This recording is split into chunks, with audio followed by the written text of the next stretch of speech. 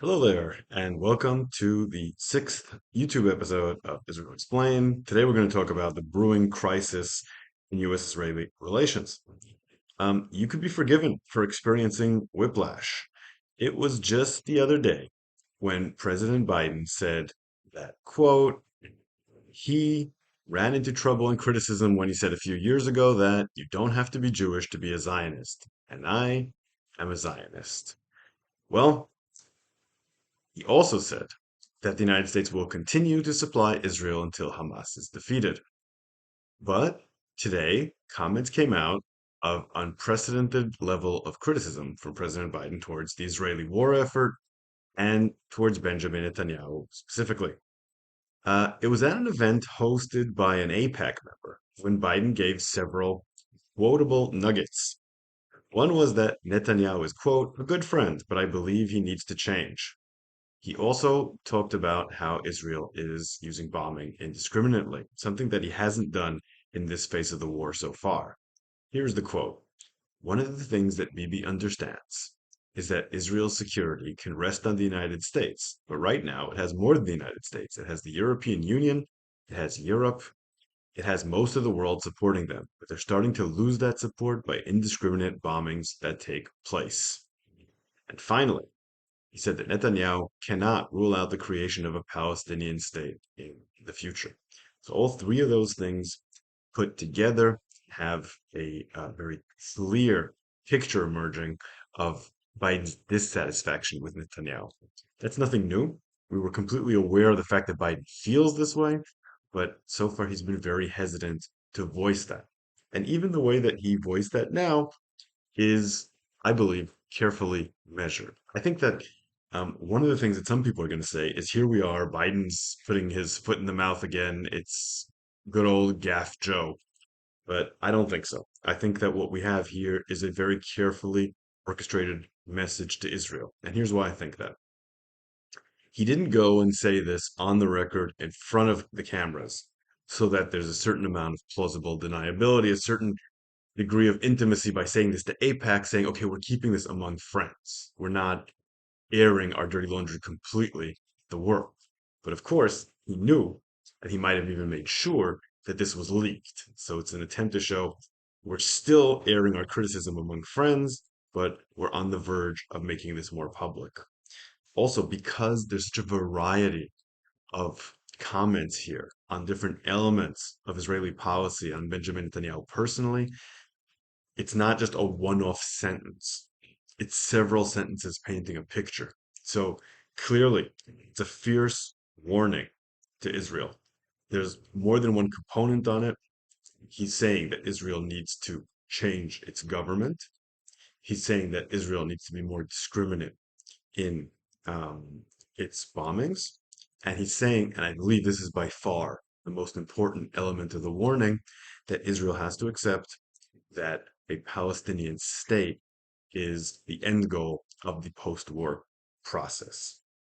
And it's very easy to understand why that is such a key factor for President Biden. Um, it's incredibly hard for him to defend this war, not only to members of his own party and the anti-war wing, who probably won't be on board no matter what he does, but with the EU, which he mentioned specifically in his statement.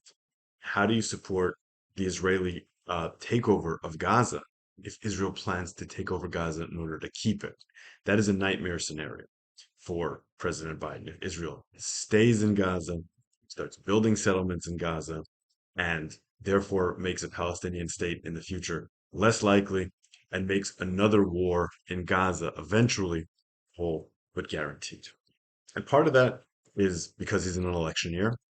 Part of that is diplomatic interests. And part of that is genuine concern for Israel. He believes, and I do agree with him, that Israel staying in Gaza is bad for Israeli interests as well. Now, one of the things that Biden said is that the current government needs to change for a Palestinian state to be on the table. And it's true that with Ben-Gvir and Smotrich in the government, it would be impossible to promote a two-state solution. and it would be impossible to bring the Palestinian Authority into Gaza.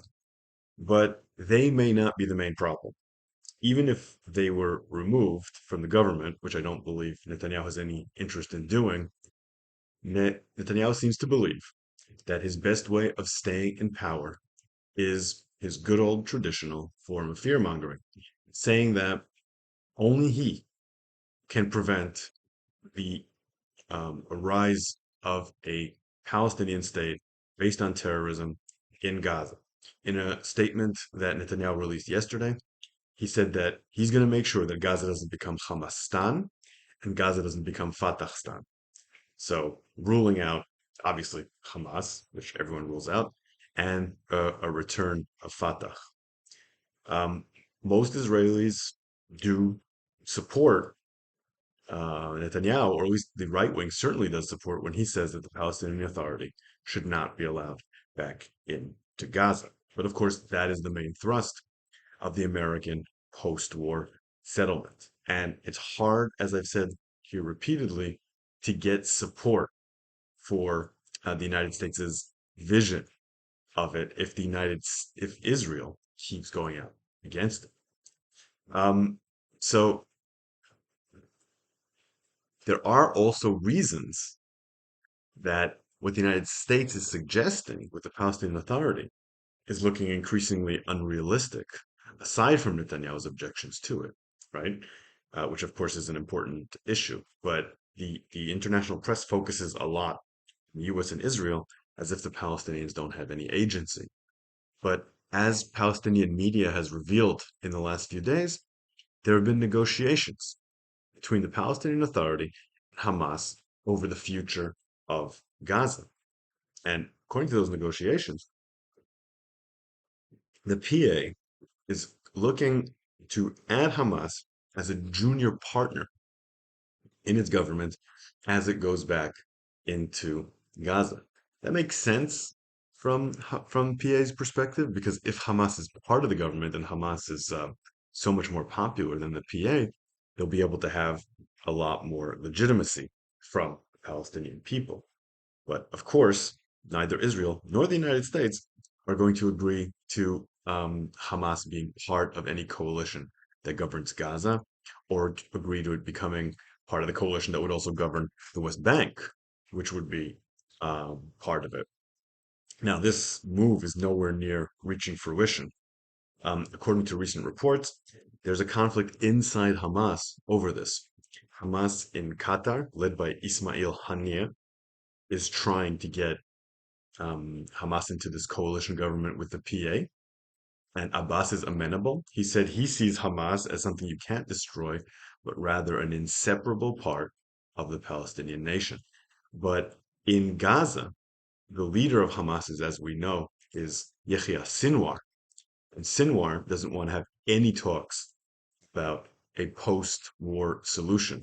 He wants the war effort to continue and not to be interrupted by talks like that, which he sees as surrender.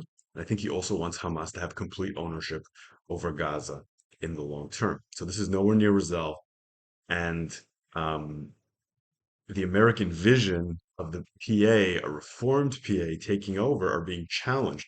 There's not support for that among Palestinians, and it's not clear how anyone would force that on the Palestinians to begin with. So it really starting to look like what Israel wants is unrealistic, and what the United States wants is unrealistic. But there is an important political value to presenting a post-war order that at least makes sense on paper while the war is ongoing, to make it seem like there's a political horizon for this war. And unfortunately, because Netanyahu is campaigning and Biden is also campaigning, they're not able to agree on what that vision would look like. And as I said, both visions may be unrealistic.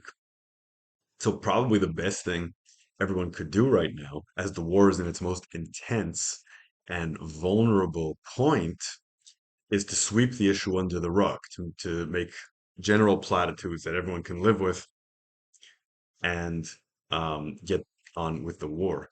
But unfortunately, both parties, both Netanyahu and Biden, are in the middle of a campaign. Um, Netanyahu really shouldn't be in the middle of a campaign. Biden, it's understandable. We're entering an election year. Um, but if this continues and the rift becomes more open, if Biden starts saying these things openly, that will undermine the war effort. One person who would enjoy an open confrontation between the two, the only one who might enjoy this, aside from Hamas, is Netanyahu.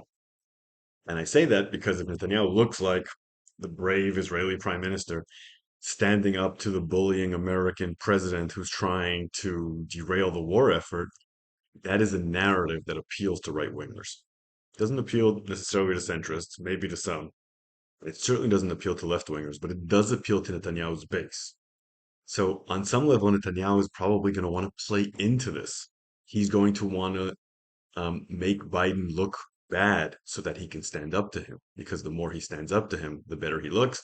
And my guess is that if this fight gets out into the open, Netanyahu is going to start to gain mandates at the expense of Gantz, and that will only encourage him to go further with this. So it's very important if Biden wants to keep Netanyahu less powerful, if Biden wants to promote a two-state solution in the long term, not to pick an open fight with Netanyahu.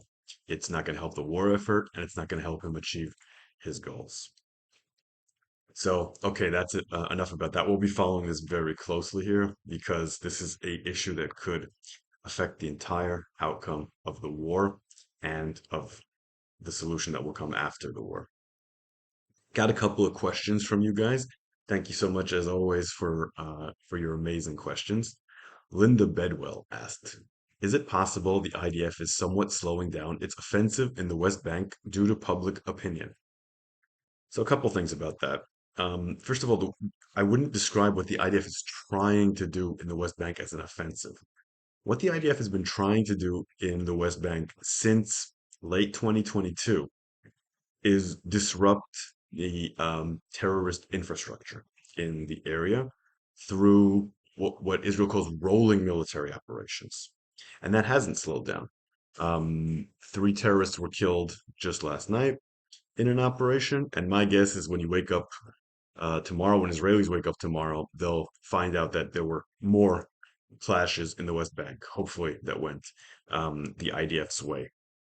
There is absolutely no attempt right now to take over strongholds of terrorism in the West Bank, which may have happened to some extent if there wasn't an operation in Gaza. So I'd say it may have slowed down the operation somewhat, but I don't think it's public opinion.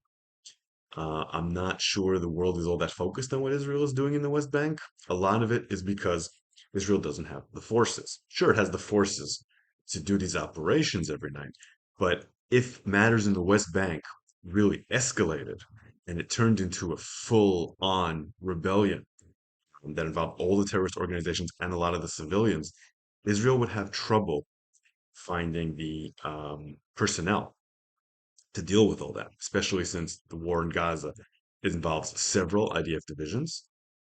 And there's the potential, as I talked about in the previous video, of a full-on war with Hezbollah starting very soon. So Israel just doesn't want another front.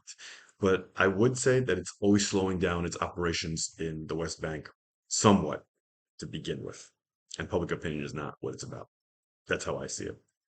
King Ferragulator asks, "What the hell happened with Al Shifa Hospital? It was billed as a Hamas HQ, but now Khan Yunis is where all the big guns are hiding out." So I think what happened with the Shifa Hospital is pretty obvious. There was so much buildup in the Israeli operation in the hospital that all the bigwigs in Hamas cleared out. They cleared out most of their weapons, they cleared out most of the secret material that they had, and went elsewhere. By the time Shifa had been taken over by the IDF, it was pretty clear that Gaza City eventually was doomed from the Hamas perspective. that would end up um, as an Israeli tank car park, so to speak. So by the time Israel got there, everyone had cleared out, and that was an intentional Israeli decision that they made that was unappreciated, I think, by the international media at the time, which is no big surprise.